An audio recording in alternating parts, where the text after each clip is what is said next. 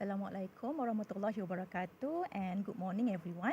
Welcome to our live session, Shaping the Future with Quantitative Sciences, Preparing Tomorrow's Leaders Through Postgraduate Education. I'm Aida Mauziah Benjamin from School of Quantitative Sciences, SQS, Universiti Utara Malaysia will be your moderator today. Okay, so here with me is Dr. Teh Yuan Ying, our Deputy Dean of Academic and International.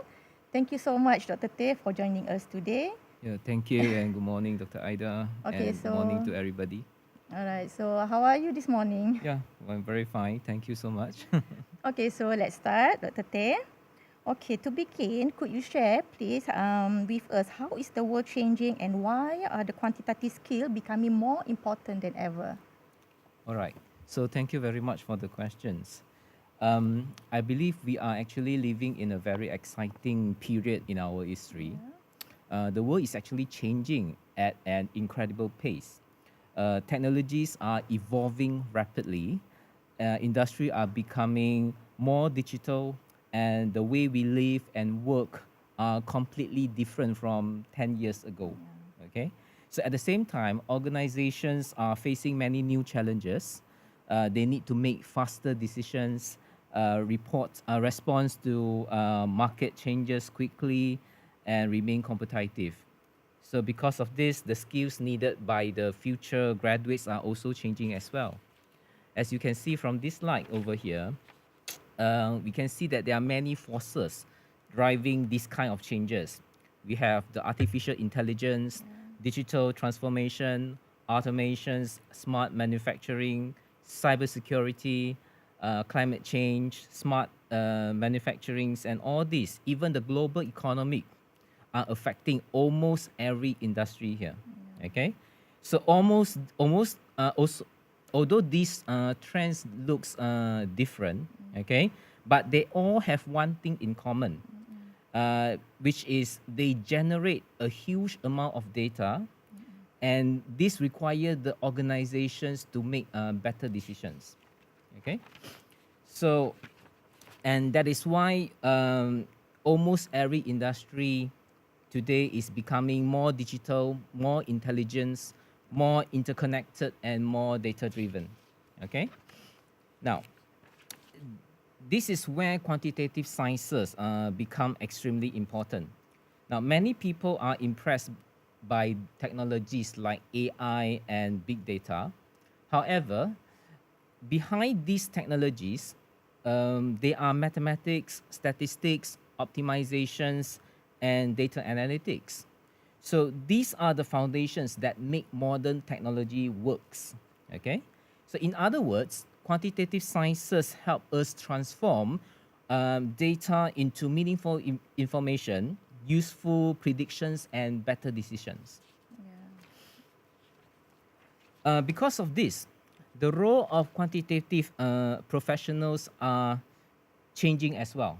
Okay, in the past, they were mainly solving mathematical problems, but today they are solving real-world problems actually. Okay, so for example, they help business forecast the future demand. They help hospital to improve the healthcare planning, and then banks can manage their financial risk better. Manufacturers can optimize their productions, and also governments make evidence-based policies. So today, quantitative professionals are not just analysts, but they are strategic problem solvers who can help the organizations to make smart decisions. And looking ahead, I think this trend will continue. Okay, will continue. Tomorrow's careers will belongs to people who can understand complex problems, analyze data, think critically, and make informed decisions. So these are exactly the strengths that quantitative education develops. So that is why quantitative skills are becoming more valuable than ever.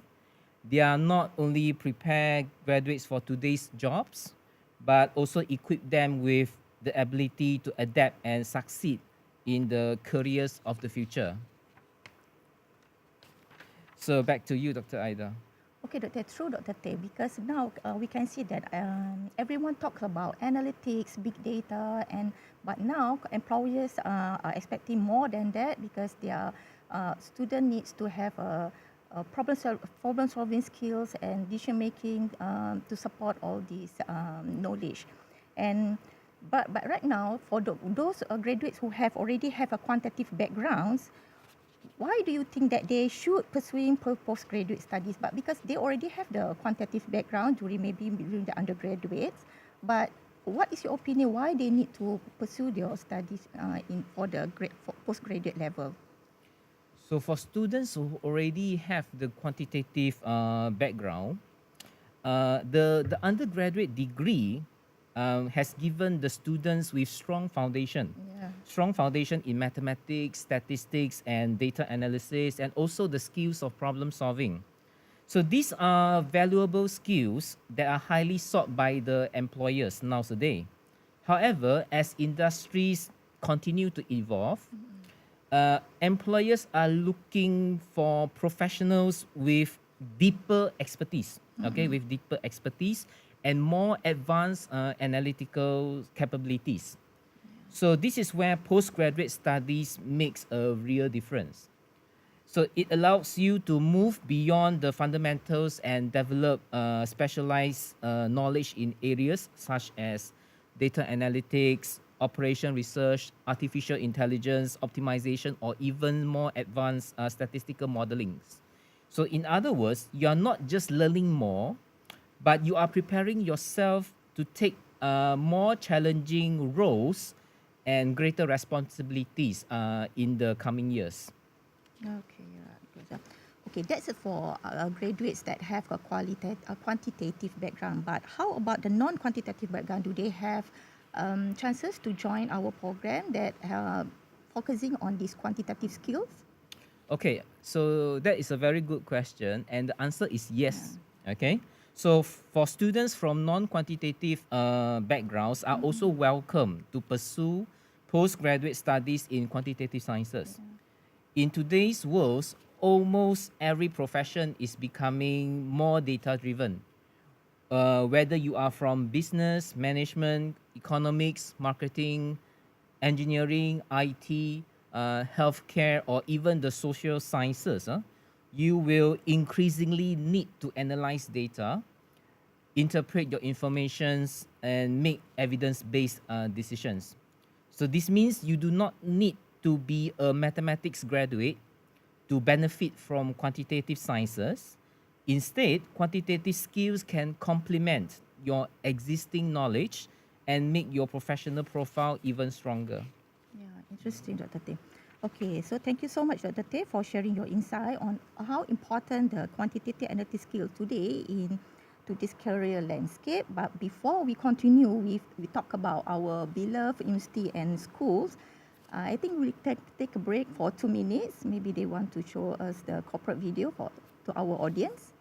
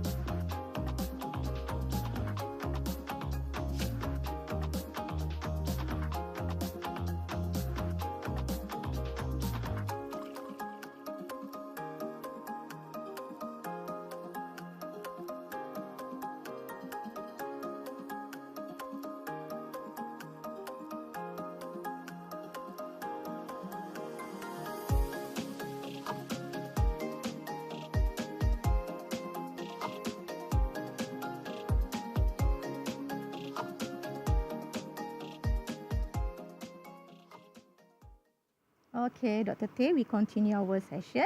Okay, before we continue with we talk about our university, we have one question here from the audience. Quantitative sciences means analysis qualitative part. It Mm, include the qualitative part in our quantitative decision making in okay.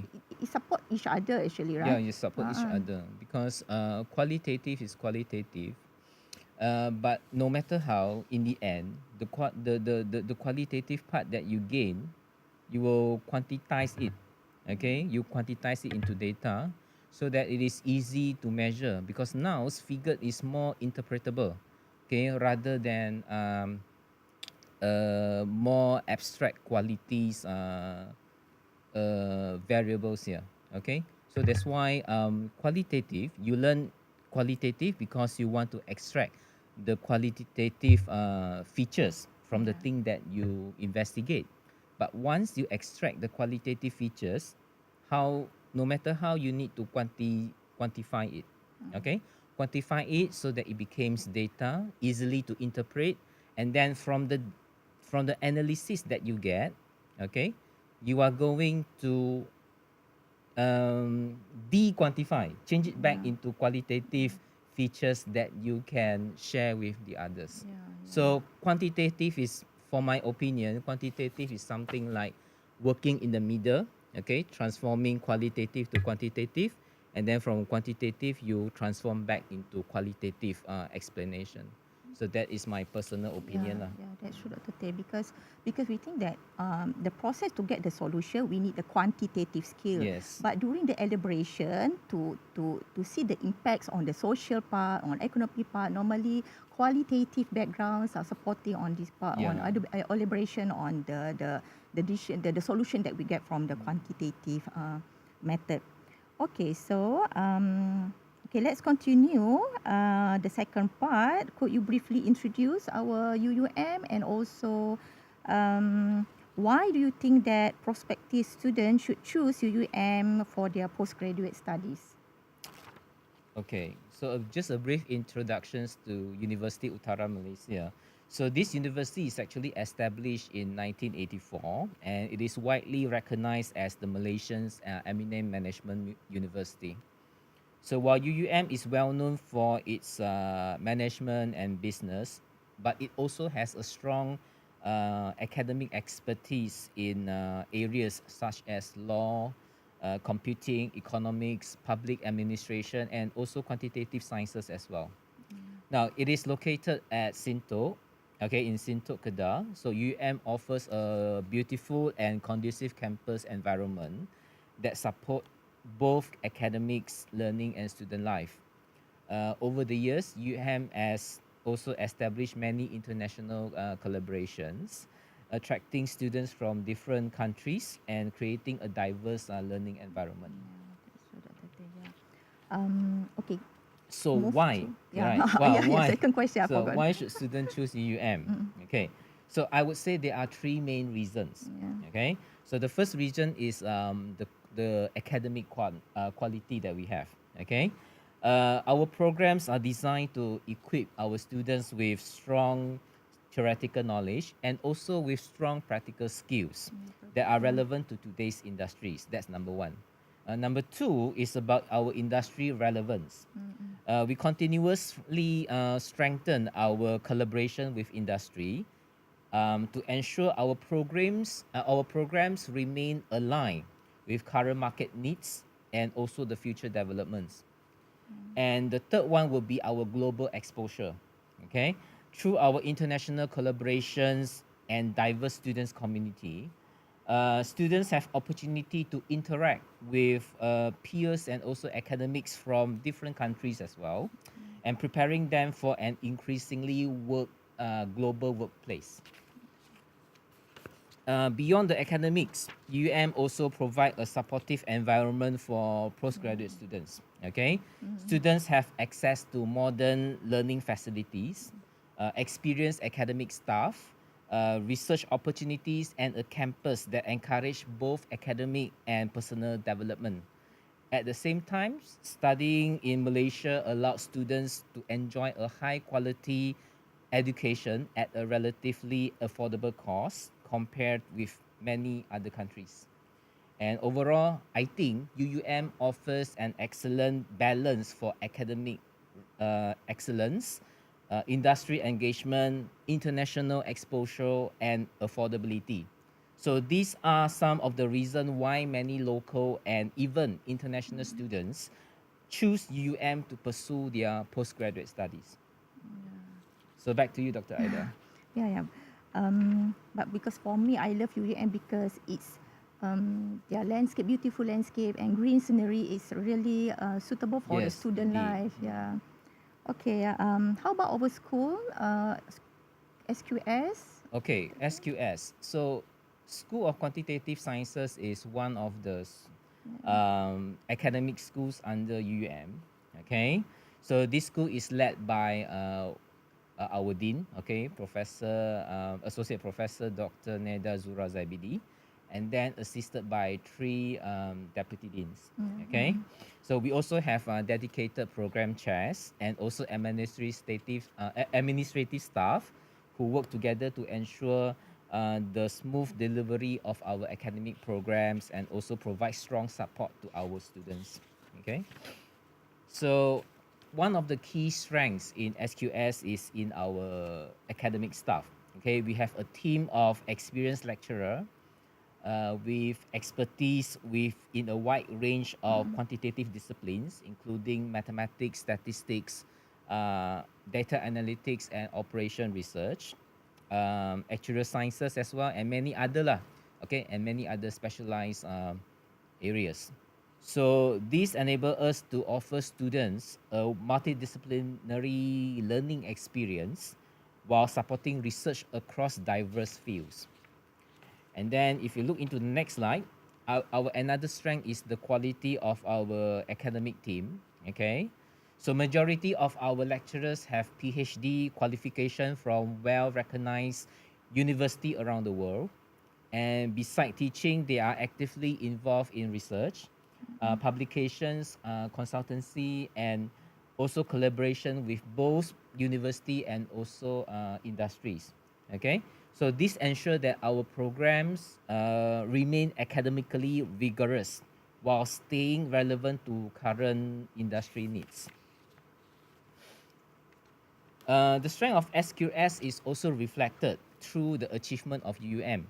So our university continues to be recognized in the international rankings, such as the QS World Rankings 2026, which ranked UUM at 491, and also the THE World Rankings 2026, which ranked UUM within the range of 401 until 500. So this recognition actually demonstrate UM commitments to academic excellence, research quality, and global engagement, providing our students with qualifications that are recognized both nationally and internationally. So back to you, Dr. Aida. Okay, that's briefly about our school. How about our program, including the undergraduates and postgraduate as well?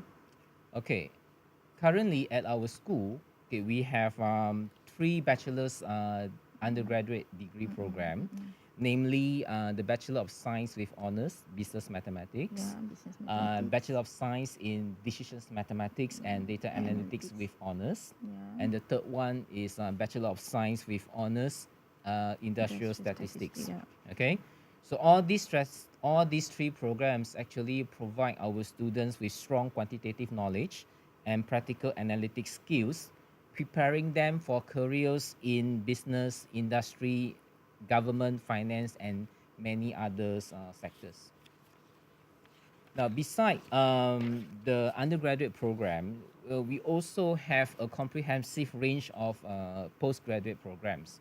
So, as we can see from here, for students who prefer a structured learning experience, we offer two master programs by coursework. One is called the Master of Science in Data Analysis. Another one is Master of Science in Operation Research and Analytics. And for students who are interested in research and knowledge, we also offer Master of Science by Research, which in three categories lah. Master of Science in Decision Science, Master of Science in Mathematics, Master of Science in Statistics, these three lah. Okay, and then after that we also have Doctor of Philosophy by Research, which also can be subdivided into these three different fields as well. Okay. Anything? Now, one questions that usually students ask us is which one we want to choose. Okay, which graduate study you want to go for. Am I going for the research or am I going for the coursework? Okay. Now, the answer actually depends on your career aspiration. Okay. So if your goal is to enhance your professional knowledge, okay, enhance your professional knowledge and industry skills within maybe a shorter period of time, then a coursework in master would be more suitable lah. Okay. But on the other hand, if you enjoy conducting research, okay, developing new knowledge, or plan to pursue an academic or research career, then a research master's or PhD would be more appropriate. So, but regardless of which pathway students choose, all of our postgraduate programs are designed with flexibility and relevance in mind. So we emphasize not only on academic excellence, but also practical application, industry engagement, and research that addresses real-world challenges. So this allows our students to develop the knowledge, analytical skills, and research capabilities needed to succeed in both academics and also industry. So that's my opinion lah. Okay. So basically, SQS offered 2 master program by coursework, right? 3 master program by research and also 1 PhD, right, Dr. Teh? Okay, so let's start with the first. Could you please explain in details the first coursework, which is Master of Science in Data Analysis? Okay, so the first coursework is called Master of Science in Data Analysis. So this program, just a brief introduction, okay, this program actually focuses on graduates who can transform data into meaningful insights for better decision making. So the program adopts a holistic approach, okay, by combining quantitative and qualitative analysis, okay, which hands-on applications to solve real-world problems. And in addition, students who complete this program will also receive a joint certificate in data mining from SAS, okay, which provides additional industry recognitions and enhances their employability. So we can see in the next slide, okay, there is, we enlisted, okay, all the core courses and elective courses. So students would need to complete at least 41 credit hours. Okay, so back to the first questions being asked through the Facebook just now. Actually, in one of the core courses here, there's a qualitative analysis, right? Correct. So this qualitative analysis actually tells people that qualitative and quantitative, they are actually complement to each other. Supporting each other. Okay, Correct. all right. So that is our program. So you have to complete in 41 credit hours lah. Okay. Okay, now. So back to you, Dr. Aida. Okay. Okay. About the Master of Science in Data Analysis, I want to add more information on this because currently our data analysis is not only offered in UM Sintok. We already offered in UMKL as well, and to be more flexible, we conduct hybrid classes to cater both UM Sintok and also students from UMKL. Yes, correct. Okay, we move to the next. The second master by coursework program, which is Master of Science in Operational Research and Analytics, which is normally we call it as MORA. The short form is MORA. Okay. So Master of Science in Operational Research and Analytics, or in short form is called MORA. So this master, it gives greater emphasis on mathematical modeling, optimization, simulation, and analytical decision making. So rather than focusing primarily on analyzing data, this program is designed to help students develop optimal solutions for complex decision making across various industries. So we can see the structure of this MORA program. So it's quite similar in terms of the credit hours. So it also needs 41 credit hours to complete. Yeah, 41. Yeah, Okay. correct. And it is separated into the core courses part and also the elective courses part. Okay. But no matter how, if you can follow to the next slide, okay, we can see in the next slide, we can summarize the period of study for both Master of Science by coursework. So you can see our mode of study, we have full-time and part-time, okay? So for each type of mode, there is a required minimum period and also up to a maximum period. So you can see from here for coursework, full-time, you need 2 semesters, and maximum you can go until 6 semesters. As for part-time needs longer time to complete the study. Yeah. So for part-time, the minimum required period will be 4 semesters, and the maximum period will be going to 10 semesters as well. Okay? So that's all, a little bit of introductions Alright. on the Master of Science by coursework from Okay, so for master data analysis, we offer both UM-Sinto and also the UMKL. But for MORA, it's actually currently we only offer at UM-Sinto. Yes. But currently we are in the process of offering MORA at UMKL as well. So hopefully this will be a good news Yes. for those our future student in the Klang Valley area. Yes. Okay, so how about the admission requirement for these two programs? Okay, for these 2 programs, for the Master of Science by coursework, basically they share the same admission requirement. As you can correct, see from the current slide display now. Okay, the first one will be possess a bachelor degrees in the field or related field with honors from UUM or any other institutions of higher learning educations recognized by our university senate. Okay, but with a requirement of CGPA of at least 2.5. Yeah, 2.5. Okay, but if you don't have a CGPA greater than 2.5, yeah. let's say your Meet, CGPA is like didn't meet the requirement, it's okay. in the middle part, 2 to 2.49. But you still have a related qualifications in the quantitative sciences. So with that, you need at least like 3 years of relevant working experience. Supporting with the experience. Yes, supporting with the working experience and also undergo a short interview with our postgraduate committee. Okay, right, correct. Okay, just to verify that kind of thing. And then if you don't have any qualification at all, okay, or you don't have any working experience, not to worry. It's okay. So you just have to send in the application to us. Maybe we will evaluate your applications and maybe we'll suggest what kind of prerequisite courses that you need that to we take. can take, yeah. Okay, and then but you still have to meet the minimum CGPA 2.5 or 2 to 2.49. Yeah, correct. Okay, and then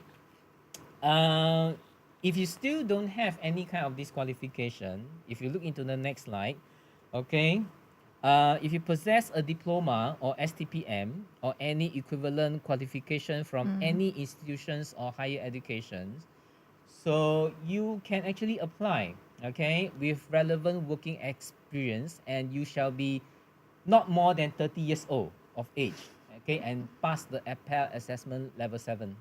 Okay, so all this actually we are giving a lot of choices to the candidates nowadays because we are talking about lifelong learning. So we would like to invite more and more people to pursue their postgraduate studies, okay, even if they have completed their bachelor degree for a long time, but still we are still given that open that kind of chance to every people. Okay, and last but not least is actually fulfill the English language requirement. Okay. Okay, we talk about English language requirement later, Dr. Teh. Any more you want to add about our by coursework program? Yeah, I think that's all for the by coursework. Okay, so the main point here is for those who choose full-time student, because of UUM applied 1 year, 2 semester in a year. Yes. So they managed to complete everything, the 41 credit within the 1 year. Right? We have fulfilled the first semester, and then we have a list of the second semester to cater all these credit hours. Okay, so settled for by coursework, we move to master by research. We have 3 programs just now. You mentioned about 3 Yes. programs. So can you briefly talk about explain about our by research program? Okay. Now, for the bio research program, so it is designed to produce skills graduates with in-depth knowledge in their related areas lah. So that these researchers that we produce, they can work independently, competently, creatively, innovatively, and professionally. Okay. So, in SQS, we offer Master of Science by Research program in 3 different fields. Okay, one is called Decision Science, another one is called Mathematics, and also another one, and the last one is called Statistics. Okay, so these 3 programs is actually conducted in full research. Okay, in full research, but still, if let's say the students does not have enough research skills and knowledge, so they are required to enroll in 2 different courses in Yeah. during the first 2 semester. Prerequisite courses, yes. Okay, in order to brush up their research skills and also their writing skills, because when coming to full research, okay, you need to know how to do the research through the research methodology, Writing and the also proposal, yeah. you're writing proposal, you have to report all your findings into a thesis format. So that's why we have these 2 courses. Usually students will take these 2 courses, okay, in order to brush up their skills lah. One is called the research methodology, another one is called the academic writing. Yeah. But if let's say you're not from the quantitative background, if let's say we find out that through the application, we evaluate your application, if we think your quantitative knowledge is not so powerful, okay, it's not enough, then we might also Suggest, recommend, okay, other courses for you to take before you actually venture into correct, the into the research lah. Yeah, okay. So how about the admission requirement for our master by research program? I think they have a quite not the same requirement as by master by coursework, right? Yeah, the admission is different. Yeah. But maybe we can talk Just- about the master by research, because maybe the audience, they would like to know how we can complete this program. So as you can okay. see into the slide here, okay. So how to complete the master program by research? Because master by research, you don't have to go to classes, Classes, right? Yeah. as much as you compare Interesting, to yeah. coursework students. Okay. So more towards that, you need to present and defend your proposal. So the first the one is process of, actually, yeah. you have to present and defend your proposal. Okay, and then after you present your proposal, then you will go through a series of progress report presentation. That is to ensure that it's a monitoring process to monitor your research progress. It is on the par, or you are actually running away from the actual course. Yeah. Okay, and then when everything is okay, you write your thesis and then submit your thesis for examination. This is called a viva session. Okay, an oral examination sessions where you need to defend your research. You have to defend your findings. Okay, after you pass your viva sessions, then it is only then you submit your final thesis. So this is basically the structure, the flow in order to complete the Master of Research Studies lah. And then not to forget to mention, the period of study for Master by Research is actually a little bit different from coursework. Okay, so Master by Research, as we can see from the display over here, it also have 2 different modes, full-time and part-time. So the minimum period for Master is actually 2 years, which consists of 4 semesters. Okay, and then the maximum period they can go is actually 3 years, which consists of 6 semesters. And for part-times, they will need longer time to complete. So part-time students, the minimum period to complete is actually 3 years, 6 semester, and up to a maximum of 5 years with 10 semesters. Okay, so that is a little bit briefly on The process the or to complete it for process, master by the research. structure, and also the period. Yeah, yeah. And then back to your question just Yeah, now about about the the admission, admission, right? right? Okay, for the master by coursework, sorry, No, for the master in by by research, research. yeah. Okay, for by research, um, for by research, we need a higher CGPA. Mm. Okay, so you can see from the slide over here, Mm. you still possess, okay, a bachelor degree in the Any field, degree, any fields, any yeah. field or related fields, Mm-mm. but with a higher CGPA of 2.75. 2.75. So that is one of the big difference here. In coursework, Mm-mm. you need 2.5, 2.5.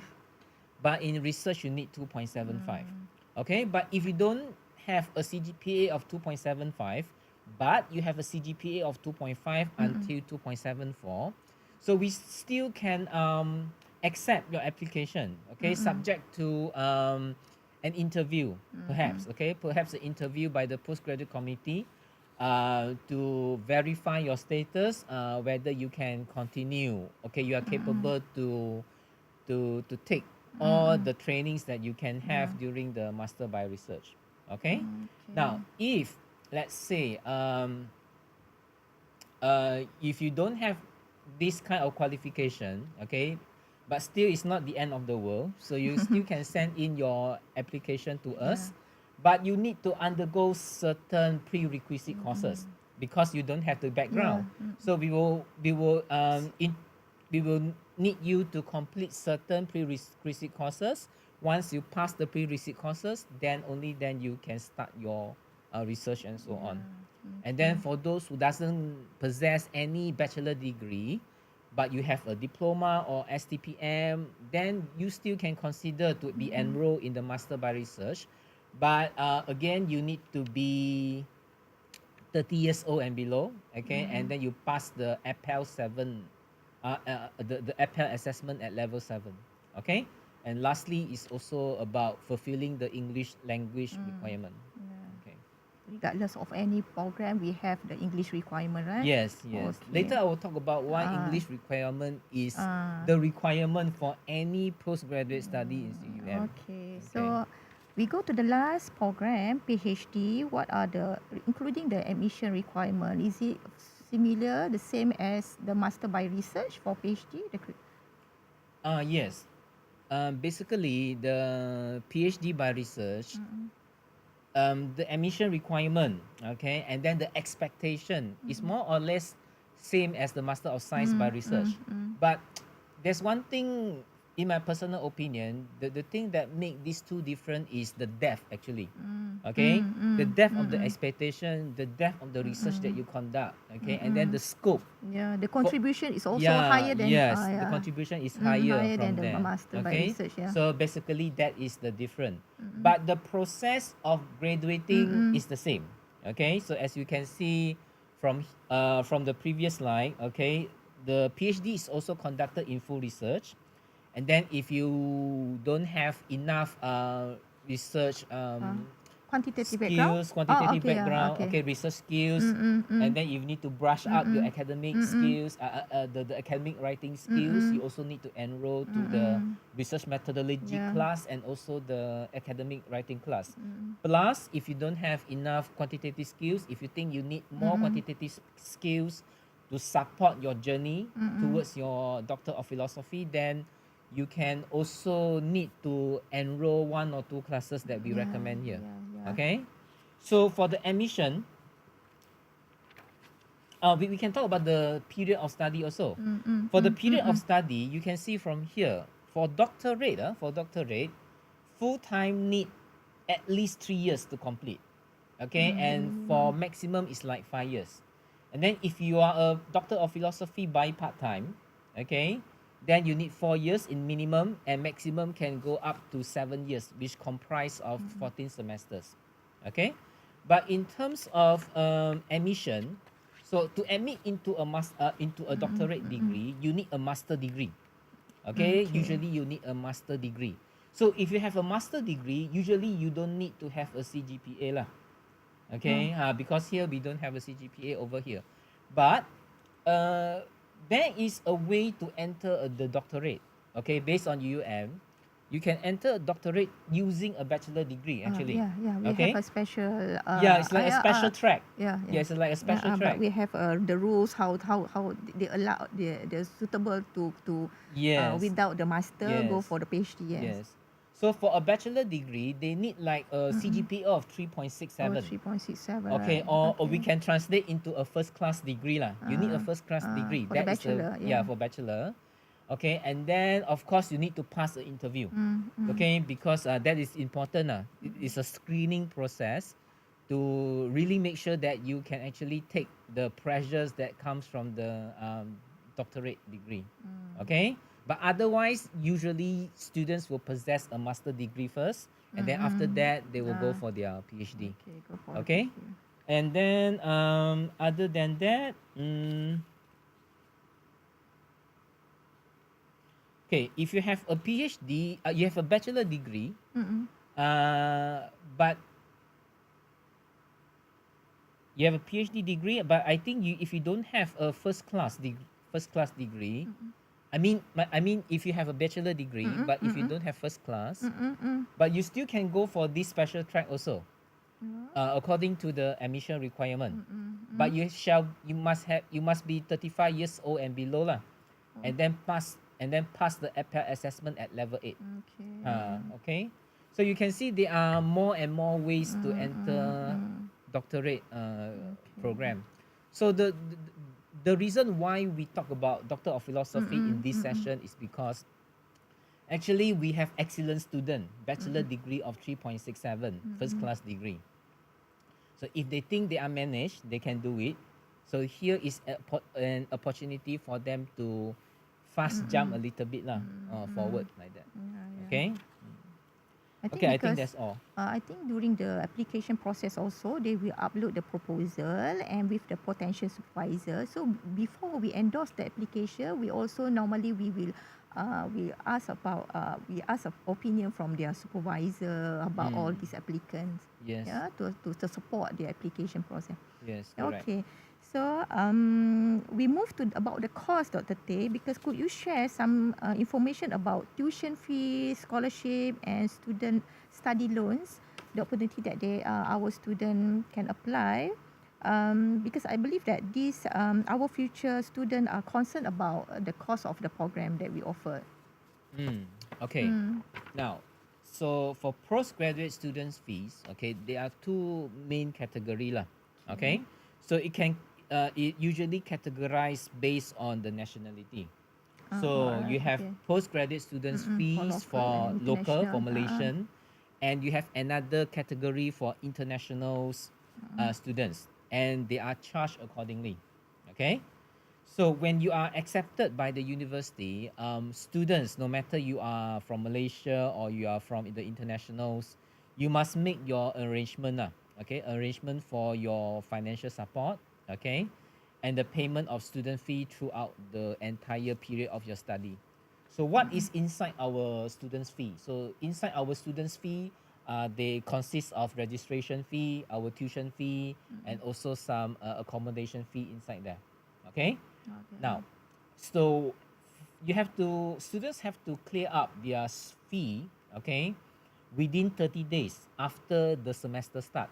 Okay, after the semester start, within 30 days, they need to clear up their fees. Okay. Now, so in the next slide, okay, we can see that if you students, usually when we are students, we either can pay our fee on ourselves or sometimes we are sponsored. Okay, sponsored by scholarship or maybe some study loans and whatsoever. So if you are a sponsored student, then you must submit a sponsorship letter when you are doing your registration. So inside the sponsorship letter, it must stated lah. Okay, what types of fees are covered in your sponsor, so that the university will know. Okay, and then if you are staying in the campus, okay, then you will have to pay the campus accommodation fee. Okay, but accommodation fee usually is separated lah. Separated from the cover From sponsorship the cover, okay, because we assume that students, they have the choice whether they want to stay in the campus campus or they want to campus, stay outside the yeah, campus. Okay. Now, in overall, let's look at the overall fees. Okay. So the overall fees, as you can see from here, this chart actually stated out the sum. Okay, the sum of the overall fees that students have to pay according to the minimum study period. Okay, according to the minimum study period. What I mean is, so for example, let me take an example. For example, by Master of Research minimum is 2 years. Okay, so for a Malaysian part-time student, they need to pay 19,000, but for full-time student, they need to pay 15,260. Okay, so which means this is the fee for 2 years. But if let's say you extend your period of study into 2.5 years or even 3 years, then the tuition fee charge will be different from what you see over here. So this one is actually based on the tuition fees according to the minimum study period. And you can see there's another column here, which is for international students. So you can see for international students, for Malaysian students, they are charged differently. Yeah. And then just to note that there's a student bond inside here. Inside UM, we collect student bond, but the student bond is not included in the fees. Okay, student bond is another type of payments. Okay, so this fee will be reviewed annually. Okay, and subject to change according to the current exchange rate. So the fee that you see here is all quoted in Ringgit Malaysia. Okay, and then another concerns that students when come to tuition fee is asking about any education scholarships and also study loans. Okay, so I managed to do some research on the internet. Okay, but it's not so extensive. What I can enlist is a few of here. So we can see that okay, the first two Beasiswa Malaysia 2026 and Tawaran Beasiswa 2026. These two is actually websites which consist of all the informations of scholarship and study loans being exists in Malaysia. Okay, these two is actually the library. Okay, so if you're interested, you have to click into the website and go and study through which kind of scholarship and study loans are suitable to you. Okay, so you can go through these two.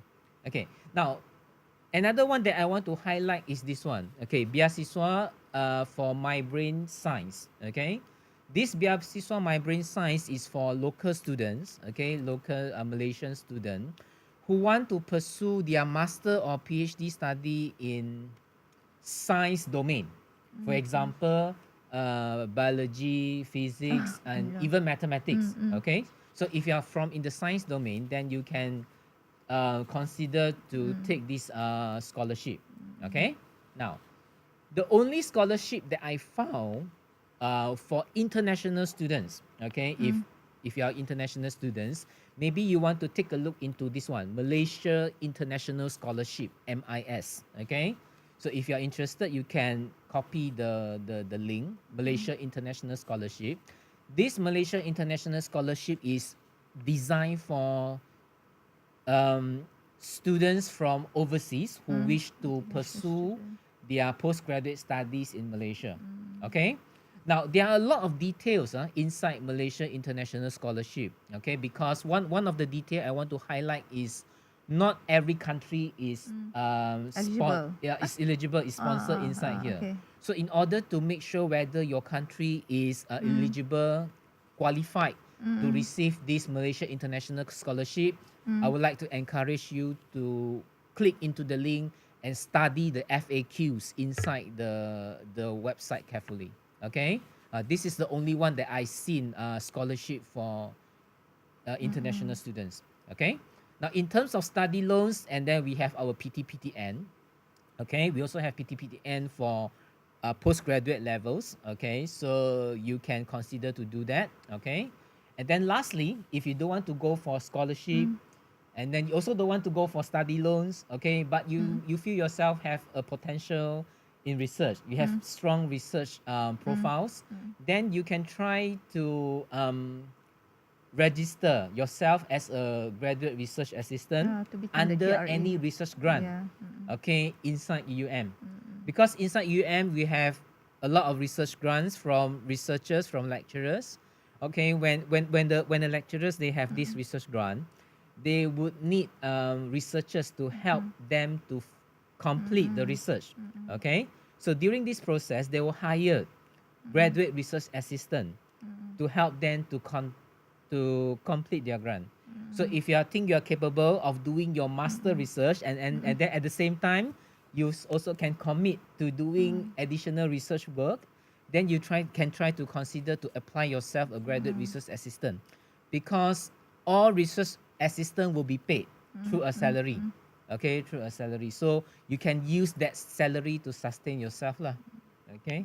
So this is just a little bit of introduction of scholarship and study loans. Okay. Back to you, Doctor. So many information from you, Dr. Teh. So I'm sure our viewers will find that helpful. Okay. So finally, how can interested applicants apply for all these programs offered by our school? Okay. Should you be interested in pursuing a postgraduate study with us, with UUM, then the application process is very simple. Okay. Just submit your online application through this link. Okay, there is a link, okay, for us to submit your online application. So you just follow the link display in the slide now. Okay, I think you can also find this link in the Facebook Live dashboard. Okay, so during the process, okay, should you require any extra information about the programs, admission requirements, or the application process, so please feel free to contact us lah. At SQS, School of Science, School of Quantitative Sciences, or you can direct your questions to Awang Hat Saleh Graduate School. Okay, so our team will be more than happy to assist you lah during this application process. Okay. I think Dr. Neda, our dean, already also shared our SQS link and also the link for online application in our Facebook Live just now. Yeah. All right. Okay. Yeah. But maybe I want to talk a little bit more about the due date. Okay. Yes, About the due the date. due. Okay. Okay. So for now, you can see in the slide in the screen now. Okay. There's an online application due date lah. So you can see that we have two intake. Intake means that intake here means that the semester that you come in as a student. So we have two intake every year: September intake and March intake. Okay. So for the upcoming September intake, okay, the due date for local applicant Still open. is still open. Okay, it's still still open, and it will due on 23rd of July. Okay, which is like 11 days more from now. Alright. Okay, but for the international applicant, it has already closed on 23rd of June. Okay, but not to worry. For international applicant who cannot catch up on this intake, they can take another intake during March, which is the next one. So if you can see from here, the March intake for international applicant is 17 December, meaning that international applicants, you can actually start doing your application soon or later. Preparing the proposal, finding the supervisors. Yeah, and so on, finding your proposal, prepare your proposal, okay, and then study all the information. And then the due date for international applicant for the next round is actually 17 December. Okay, and then for March intake for local applicant will be 17th of January. That will be the due date. Okay, so I hope everybody can take a look at the date. Okay, if you really wish to go for consider for a postgraduate studies, so you need to really pin your date lah, so that you are not over the due date here. Okay. Okay, thank you so much, Dr. Teh. So we have one more question from our viewers. Is accommodations available on campus? Go back to accommodation, Dr. Teh. Yes, accommodation is available. Yeah. Okay, available for postgraduate students, but the postgraduate students, they have to apply their this is not accommodation. automatically offered in the offer letter, right? They have to, for those who are interested, they need to apply from where should they apply the link? We have we have in UM we have a unit which take care of the affairs of all this accommodation. It is called Students Accommodation Center. SAC, it's called Students Accommodation Center. SAC. So, actually, Students Accommodation Center, if I'm not mistaken, they also have a website. Okay, they also have a website. So I'm not sure whether you can apply it Email online. through. Not sure. But you Okay. can also check out But I their think they website. provide the email if they are interested to apply accommodation as well for their study. They Yes. have the email in their website. Mm, SAC alias uum.edu if I'm not mistaken. SAC. okay. Yeah. So just apply, and Mm-mm. then but I think we need to have your offer letter first. Yeah, You yeah. need to attach with your Mm-mm, offer letter, and mm-mm. then only you can apply lah. Mm-mm. Yeah, that's correct. So we have on campus and also the off campus accommodation. Okay, one more question here. For master by coursework, can I apply before completing my bachelor's degree? Not completing yet the bachelor, and then can they apply for master by coursework?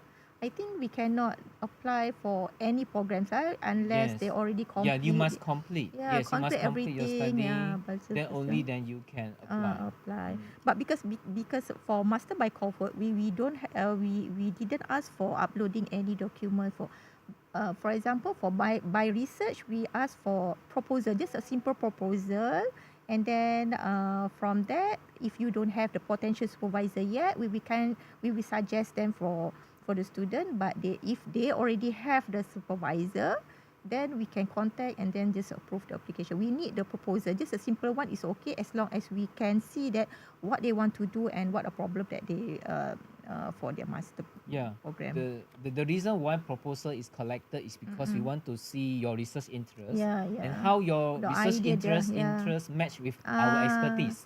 Because at some point, okay, we might not have a specific expertise that mm-mm, match with your research interest or research area. mm-mm. So that's why we must have some idea on what kind of research you want to pursue, so that we can match suitable Okay, supervisors for you.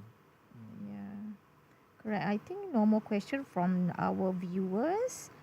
Um, okay, so Dr. Tia, we are now coming to the end of our session. Before we wrap up, do you have any final message or advice to our viewers? Yes, yes, indeed, I have.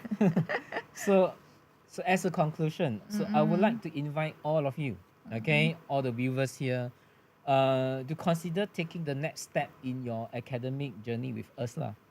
So whether your goal is to advance your career, develop specialized expertise, or pursue research that makes a real impact, the School of Quantitative Sciences at UUM provides the knowledge, guidance, and opportunities to help you achieve your aspirations. So we warmly welcome both local and international students to join our postgraduate programs and become part of our academic community. Okay, so thank you very much, and we look forward to welcoming you to UM and the School of Quantitative Sciences. Okay, so if you have any questions about our program, admission requirements, research opportunity, or student life at UM, we are happy to answer your questions. Okay. All right. Okay, thank you so much, Dr. Tay, for sharing your insight and also our information about our postgraduate program offered by our school. So to our audience, if you are interested in applying, feel free to get in touch with us, and we are happy to answer all the questions. Thank you so much for joining us today, and we hope that we can see you at UUM as our part of our postgraduate community at UM. Okay, thank you again and see you. Okay. That's Thank you all. so much, everyone, and all have a nice day. All the best. Okay.